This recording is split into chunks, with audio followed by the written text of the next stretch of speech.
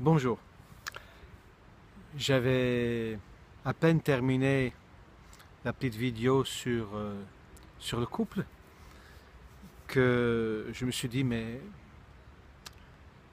t'as oublié plein de trucs.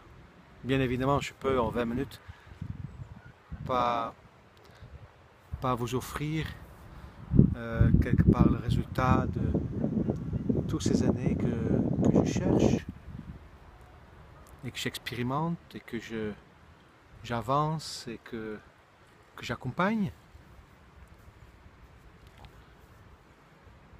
Parce que c'est vrai, c'est un vrai labyrinthe de plein de choses qui viennent voir.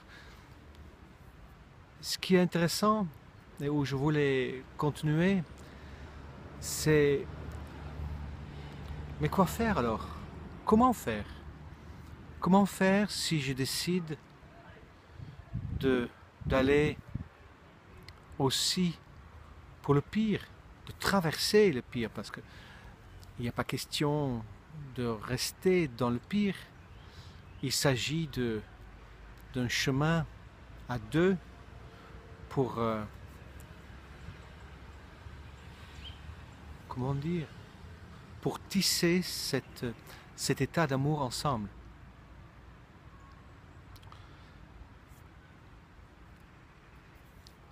Comment faire?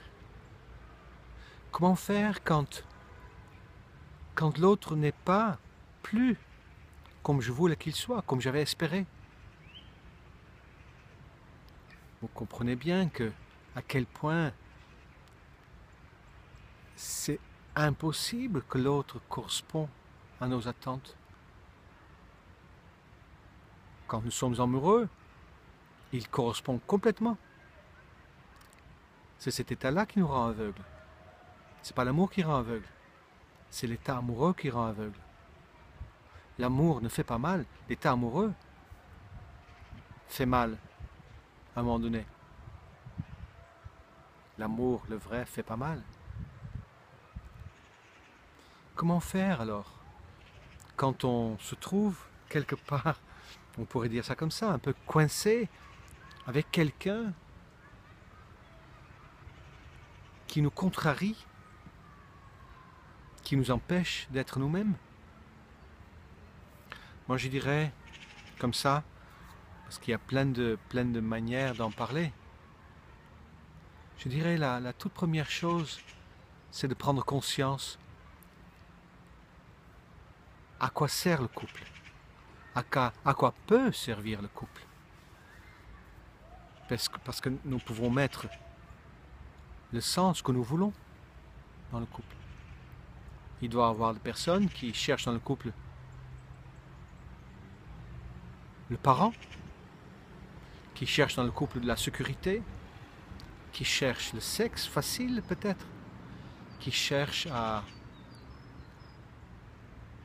avoir sa place, comment dire, qui utilisent le couple pour comme seul endroit où il peut effectivement être lui-même. Quoi qu'il en soit, en face de moi, j'ai quelqu'un à qui, bien évidemment, involontairement, inconsciemment, je vais dérober peut-être la liberté d'être comme il ou elle est. Et je vais peut-être tout faire pour que cette personne devienne ce que je veux. Et dans ce petit jeu de tiraillement ou de pouvoir, souvent celui qui est le moins amoureux va gagner, de mon point de vue. C'est-à-dire que celui qui a le plus perdu cette sensation et qui a le plus de facilité de menacer avec un départ, a le dessus sur celui ou celle qui est encore mordu, si on peut dire comme ça. Qui va donc plus facilement, celui qui est mordu, qui va plus facilement se mettre en quatre pour que l'autre ne parte pas.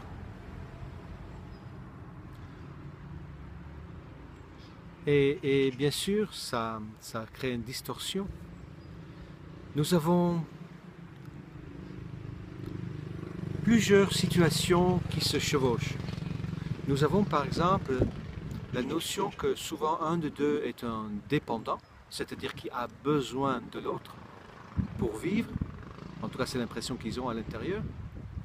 Et l'autre, peut-être en réaction ou de manière régulière avec d'autres partenaires aussi, est antidépendant. Ça veut dire qu'il a besoin de quelqu'un qui soit dépendant de lui. Mais dans ce comportement, c'est comme s'il essaie de se débarrasser de l'autre. Il y a ça qui se joue. Ce qui se joue, c'est aussi, et bien sûr, ça se chevauche, la notion du scénario dont je vous avais parlé, où l'homme passe beaucoup de temps à vivre à travers de sa compagne, à servir, à vivre pour ce qu'elle veut. Et que la femme va se trouver dans ce tour d'ivoire en train de ne pas comprendre comment ça se fait que son compagnon est un toutou. Nous avons la répétition des schémas qui s'installent. Nous avons la différence dans la sexualité où l'homme, de par sa manière d'être fait biologiquement, et peut-être le besoin comment dire, de l'entretien de l'espèce,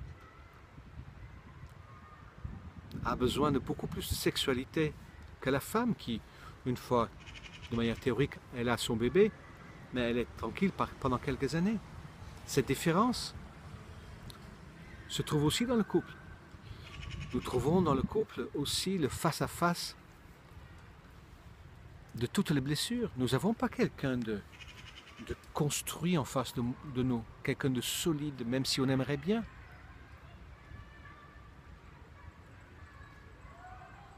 Et quand nous nous exprimons, nos paroles vont atterrir chez quelqu'un qui a vécu le rejet, l'abandon, l'humiliation, la trahison et l'injustice. Et ça va toucher, bien sûr, là où ça fait mal. Nous avons deux personnes avec peut-être une autre vision sur la vie. Et quoi qu'il en soit, très souvent, des personnes, disons très souvent, je dirais qu'il y a peut-être plus de personnes qui ne font pas de développement personnel que ceux qui en font. Et très souvent, on trouve, même dans ceux qui font de développement personnel, bien sûr, mais très souvent, on trouve tout simplement deux égos en face. Deux égos qui protègent leurs blessures, qui protègent leur patrimoine, qui protègent ce qu'ils ont peur de perdre. Nous avons bien évidemment aussi le phénomène qui va se produire quand il y a des enfants qui vient dans le jeu. Et qu'un des parents va être plus sollicité par un enfant et l'autre par l'autre, et que les enfants prennent tellement de place que ça rend la construction du couple plus difficile. Ça fait beaucoup de contrariétés. Je ne peux pas, en une vidéo, tout entamer, mais peut-être je parlerai dans d'autres vidéos sur une des facettes. Ça fait longtemps que j'ai envie de parler un peu plus sur la sexualité.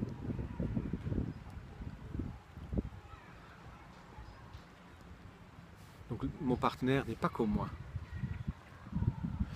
Mais elle correspond dans le sens absolu à l'image que je fais de la femme à l'intérieur de moi. Et quelque part, c'est exactement ce qu'il me faut. Cette personne si différente,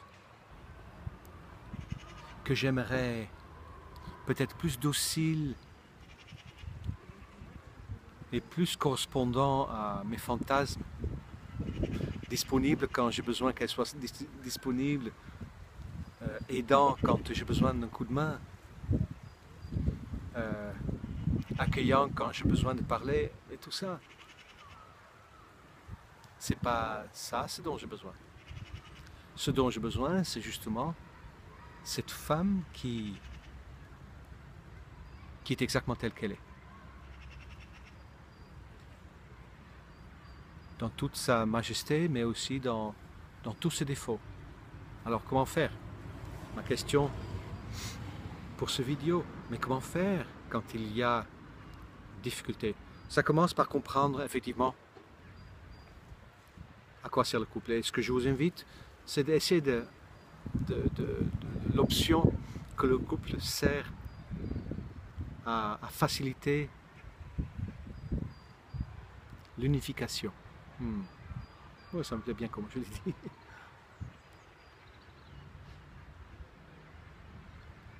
Et dans mon expérience personnelle, aussi ce qui est intéressant, c'est très facilement dit, très rapidement dit, donc après je vais vers l'autre côté, c'est de se faire aider, là, quand nous sommes en couple. D'avoir une tierce, comme on appelle ça, une troisième personne qui aide à discerner. Et après, en fonction des accompagnants, ils vont plus ou moins loin. Quand j'accompagne le couple, c'est la même chose qu'un accompagnement individuel. La seule chose que je fais de plus, c'est que je les aide à avoir à peu près le même langage. Je les aide à regarder dans la même direction. Et je leur donne des outils et j'utilise, dans ce cas-là, si c'est OK pour les deux partenaires, et j'utilise ce qui se passe avec l'un pour l'autre. Tout en gardant la discrétion, bien évidemment. Ça peut sembler un peu de manipulation, mais quand c'est positif, ça a sûrement un autre mot. Et quand il y a, et donc j'accompagne dans ce cas-là les personnes séparément, tout en accompagnant le couple. Et quand il y a une crise, mais dans ce cas-là, effectivement, je les vois tous les deux et je les aide à s'entendre. Je fais parler l'un, l'autre écoute. Quand l'un a terminé, je demande à l'autre de reformuler. Quand il a reformulé, je demande au premier si il se sent entendu. Et ensuite, je continue. Je vérifie, je les aide dans ce processus non-attaque. Et comment je fais dans mon couple? J'enregistre de manière spontanée, donc je ne sais jamais où je vais. Et parfois, j'enregistre plusieurs fois. Ce que j'ai remarqué d'ailleurs, c'est que quand je suis debout, je me trompe plus souvent que quand je suis assis. Quand je suis assis, je me sens plus à l'aise. Il y a quelque chose de plus posé. Comment je fais dans mon propre couple? Déjà, je ne suis pas seul responsable du lien du couple. Ma compagne, elle prend pleinement responsabilité du fait que le couple marche. Parfois, effectivement, c'est arrivé que c'est moi qui avais vraiment du mal, plusieurs fois déjà, du mal à continuer. Et dans ce cas-là, c'est elle qui a pris en charge la sauvegarde de notre relation. Et c'est elle qui a pris le devant. Mais je dirais, et j'en ai parlé, je me rappelle maintenant, qu'il y a plusieurs choses de base. La toute première chose dans un couple, je dirais, c'est que il faut apprendre à se parler. C'est pas si simple que ça. C'est-à-dire créer entre deux partenaires la structure d'échange. Une fois que la structure existe, on peut parler de tout. Mais dans la structure d'échange, il est essentiel de sortir de l'accusation. Quand il y a une crise entre mon partenaire et moi, bien évidemment, quand nous sommes touchés dans notre ego, on peut se voler dans les plumes. Et c'est OK dans notre couple. Nous en avons parlé plusieurs fois. Parce que ce n'est pas toujours facile, dans ce cas-là, de rester dans la communication non violente, quand il y a des émotions fortes. Mais une fois que c'est fait, nous revenons chacun vers soi-même. En tout cas, c'est ce qui me plaît le plus. Dans ce cas-là, ce que je peux faire, c'est que je fais un tirage de cartes pour voir quel est le défi dans ce qui vient de se passer pour moi. Un tirage de cartes, et ce que je fais aussi, je fais dans ce cas un rapide tour d'horizon au niveau de la projection. Et avec le 2, je vais regarder où se trouve ma part d'erreur. Et ma compagne fait pareil. Et si elle ne le fait pas, je le propose. Et si je ne le fais pas, elle me propose. Mais une chose est sûre, c'est que si c'est arrivé au clash, ça veut dire que je me suis déjà trompé quelque part en amont. Ça, c'est clair. Donc ça, c'est une chose. Il faut se parler. Créer la structure de communication non violente. Et surtout la communication non violente dans laquelle je ne parle même pas à l'ennemi de l'autre. Oui, l'autre fait partie du scénario, mais je parle vraiment de ma capacité de prendre ma juste place, de me dire, de connaître mes besoins, de me connecter avec moi-même, de cheminer, d'avancer, de relever mes défis. C'est moi avec moi. L'autre révèle uniquement mes difficultés, même si j'ai vraiment l'impression que c'est la faute de l'autre. Quand je décortique, je trouve toujours quelque chose où ça a, disons, péché chez moi. Donc il faut créer ce cadre. Une fois que le cadre existe, on peut tout se dire. Créer donc de moments de co-écoute. Et ensuite se toucher tout le temps. Quand on est assis à table, pied contre pied, quand on marche dans la rue, main à la main, quand on dort en cuillère ou main à la main ou fesse contre fesse, peu importe. Et ensuite, jouer. J'en ai parlé déjà. Mais surtout, c'est d'aller chercher, mais de quelle manière est-ce que j'ai créé le malaise dans mon couple. Chez moi, par exemple, parce que c'est trop général de parler pour tout le monde, mais chez moi, actuellement, là, autour de quoi ça tourne, c'est que je peux trop vite m'énerver. Ça commence à se calmer, mais je peux trop vite m'énerver. Je peux être trop vite touché quand mon partenaire ne parle pas de elle, mais elle parle d'une manière où je me sens interpellé. Ça, c'est un endroit. Donc, je dois de plus en plus apprendre à ne pas prendre les choses personnellement. Par ailleurs, ça va. Mais avec la compagne, comme je dis, c'est le plus difficile. La deuxième chose où, effectivement, j'ai remarqué, où je crée des conflits involontairement, c'est quand je me mêle de ce qui ne me regarde pas. En tant que thérapeute, c'est facile. Donc, je dois apprendre à bien trouver la frontière de ma responsabilité. Je suis responsable de ce que je fais. Je suis responsable de ma part du lien. Mais je n'ai pas à intruser dans sa vie. Ça, c'est donc aussi un endroit de bien connaître jusqu'à où je peux aller. Un troisième endroit où je fais beaucoup d'efforts, c'est de savoir ce dont moi j'ai besoin. Pas nécessairement vis-à-vis d'elle, mais de moi, pour moi, tout seul. De bouquiner au soleil, de me promener, prendre des photos, peu importe. Mais aller à la découverte de ce dont j'ai besoin. Parce que si je n'ai pas ce dont j'ai besoin, je vais mettre plus de responsabilités sur ses épaules pour combler mes manques. Et une fois que je sais quels sont mes besoins, mais de les poser, soit clarifier quand est-ce que je vais m'occuper de mes besoins, et si ce sont des besoins qui concernent le couple, disons, dans lequel elle est impliquée, mais savoir les exprimer. Actuellement, ça sont, et ça c'est très difficile, des besoins de notre vie intime. Je le dis, pas pour faire voyeurisme, comment dire, pour pas stimuler le voyeurisme, mais parce que c'est très important. Nous, les hommes, ont un appétit souvent plus grand que nos compagnes, pas toujours, mais très souvent. Et il est important que je sache